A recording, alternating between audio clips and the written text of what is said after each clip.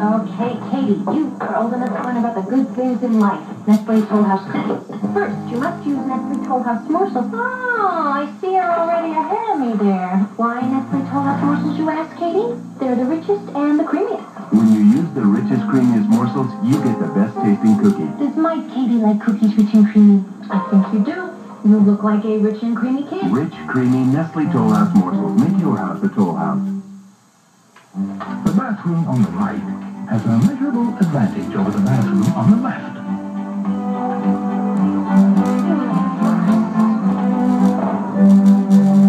It has Northern mid-roll.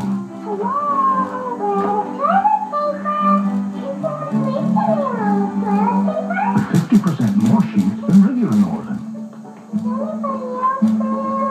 New Northern mid-roll has 50% more sheets on every roll. Aunt Gladys sends us a fruitcake every Christmas. She makes them herself.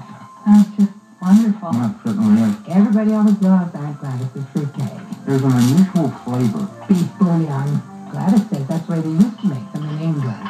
At least one thing won't go wrong this holiday season. Tots. No, I insist. Second helpings are a tradition at our house. Make it special. Make it Tots. It was horrible. Our surf commercial. Kevin comes home from college with disgusting laundry. P.U. Look out. There goes the neighborhood. Hey, boy. Newton's out. So's Kevin. Well, that's okay on dirt, but only new system surf gets out tough odors, too. Before surf. Yuck. And after. Really bad dirt and odors, use new system surf. Calling all connoisseurs. The world's best is the book on the good life. Order your hardbound edition by calling 1-800-535-4800. The new top 10 countdowns of the finest hotels, resorts, restaurants, spas and ski centers on Earth. The ultimate traveler's guide with predictions for international excellence is just $12.95 plus shipping and handling. Telephone 1-800-535-4800 and have your Visa or MasterCard ready to order the book of the rich and famous world's best.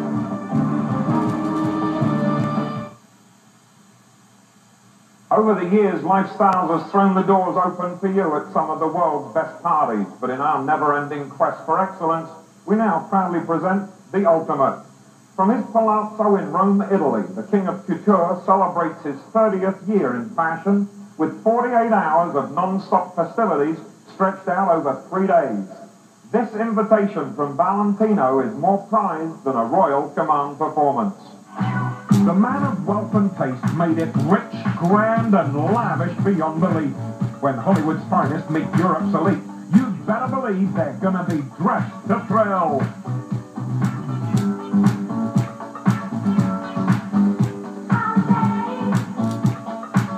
From the big cities of the world, they came to honor the designer who reigns supreme in the fickle world of fashion. One guest told us, when it comes to that many years on top, well, the more's the merrier. Happy 30th. Happy anniversary, 30th. The Big Apple's hostess with the mostess is one of the designer's die-hard fans. Well, Valentino is one of the masters. If you take some of the really fantastic designers, which we know, Ungaro, Givenchy, Valentino, Lagerfeld, he's one of the people which are up there for 30 years. We are celebrating the 30 years of his triumph. And he's just great. Italy's big screen legend told me she ranks him numero uno. I was dressed by him many times, even in few films, and he's a good friend. What makes Valentino so special? Well, sense of style and true understanding of every woman needs. Valentino is Rome, and Valentino is a certain image of a woman at night. That night, the preferred couturier was, of course, Valentino. At around $25,000 a ball gown, the host was looking at over $8 million worth of his own dresses at his own party. As for the ball-busting jewelry on display, a conservative estimate of their total value was $1 billion. That's right, $1 billion. Valentino's star model, amazed at the glitz and glamour on display, documented the night of magic.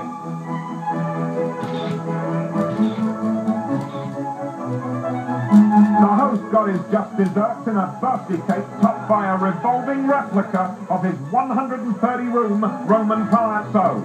Though big enough to feed 1,000, Valentino didn't have to blow out any candles for his special wish to come true. His friend and client, lovely Elizabeth Taylor, surprised him by flying in from Los Angeles to celebrate his success. The bubbly flowed and the toast was to the host who rewrote the book on parties. Mamma mia, even the water danced in a breathtaking display.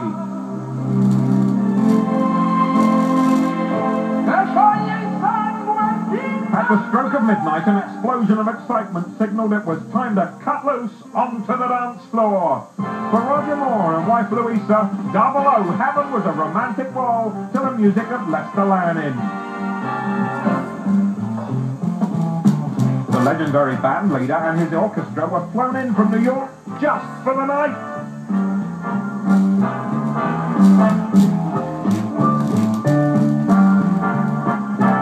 Incredibly, the party to Tootie parties gained momentum as the night went on. For such bon vivants as the world's most glamorous supermodel, it was a fiesta a go-go. It began at 7 p.m. tonight. It's now 20 minutes to 2. At 2 o'clock, they'll serve pizza. At 5 a.m., they'll start serving breakfast. This truly is the party that never stops. It takes a whole lot of dough to throw such an incredible slice of the good life. Best of all, the man who footed the entire bill had a great time too. Special time with all my friends. So, I am very happy, and maybe in 30 years, we are here all together again for another party. Wow! We salute Valentino. Fashion's undisputed king elegantly proves that the only thing better than making money is spending it. From an obscure backup quarterback, he led the New York Giants to Super Bowl victory in '91. It spiraled his career from the sidelines to the headlines and made him the man with the golden arm. That's gold is in 24 karat. Jeff Hostetler's fortune soared right up there with the pigskin. His salary went from $425,000 a year to a $2 million contract, and gone forever were those days of obscurity. I'm just amazed at how many people will sit back and look and say, yeah, I know you, and, you know, it kind of surprises me in that aspect. But that's probably been the biggest thing to try to adjust to, not being able to go out and not be recognized. The Gridiron Gladiator hides out in the West Virginia hills during the off-season. At his sanctuary, peace of mind is plentiful, but people are not. I went to school here. I've got close ties to it, and yeah, I fell in love with the place and wanted to come back and make this my focal point, make this home base while I was playing football. And no matter where I was playing football, I knew that I did have a home that I could go to after the season. No matter if I got cut, no matter if I got traded, at least I had a home base, and it's a great place to live. His life is a picture-perfect slice of the American dream. Happily married to the daughter of his college football coach, he has 3 beautiful children and gets to spend over 5 months a year enjoying a whole different sporting life. More than just a super athlete, the Hoss is part of a new breed of sports hero. He knows that fortunes fast won can be lost just as swiftly. I'm a certified financial planner right now, and that's come in handy with the things that have happened to me in the past 7 years as far as my contracts with the NFL and the Giants. Jeff also knows that success can be a thief that steals private time. That's why he and wife Vicki make their marriage a priority. Endorsements, public appearances, even fans must take second place. I think my wife's been real understanding as far as the opportunities that have come. Some of them I need to take advantage of. It's hard. We just know there's not a lot of time together, so we make the best of the time we do have. In 1985, when Jeff was in his second year with the Giants, oldest son Jason was born. Before this couple began to live their dreams, they endured some nightmare.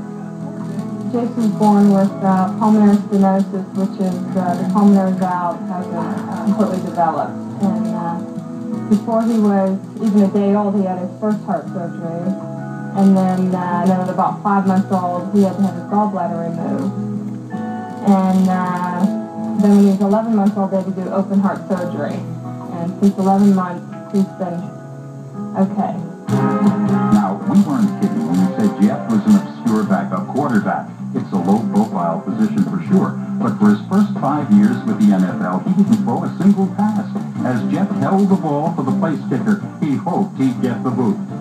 I asked to be traded at least 4 times, probably 5 times, and you know, it was real frustrating because I knew at that point after my first year, my rookie year, that you know, the opportunities really weren't going to be coming unless there were a couple injuries. In all, he waited on the sideline for 7 years. Then starting quarterback Bill Sims' ankle injury turned into Jeff's lucky break.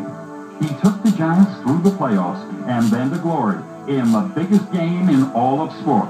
I tell you, the thing I remember about the Super Bowl the most was standing in the tunnel waiting to be introduced.